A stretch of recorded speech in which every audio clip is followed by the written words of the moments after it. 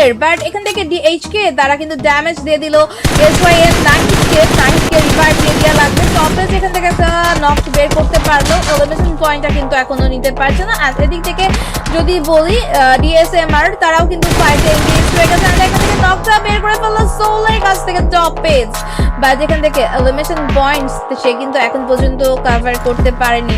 তারা জব লোকেশনটা দিয়ে দেওয়ার চেষ্টা করবে, আর এখান থেকে পয়েন্টস নিয়ে নেওয়ার জন্য টান টান উত্তেজনা প্লেয়াররা একদমই কিন্তু হোল্ড করে আছে, চেষ্টা চালিয়ে যাচ্ছে এলিমিনেশন পয়েন্ট নিয়ে নিতে। অ্যাশ তাকে দেখতে পাচ্ছি, সেও কিন্তু আস্তে আস্তে ক্লোজিংটা করে ফেলবে বলে আমার মনে হচ্ছে। এসওয়াইএল কে থার্ড পার্টি ডিএইচকে এর সাথে কিন্তু ফাইটাল স্টার্ট হয়ে গেছে। ডিএইচকে নো ফেয়ার, এখান থেকে নক ফিনিশ হয়ে যাওয়ার সম্ভাবনা রয়েছে। টপেজকে তারা লস্ট করে ফেলেছে, আর এখান থেকে প্রেম রিলেশন সে চেষ্টা করছে আরো একটু ড্যামেজ বের করে ফেলতে আস্তে আস্তে, হয়তো বা নকটা সেভাবে তারা বের করে ফেলেছে, দুটো নক।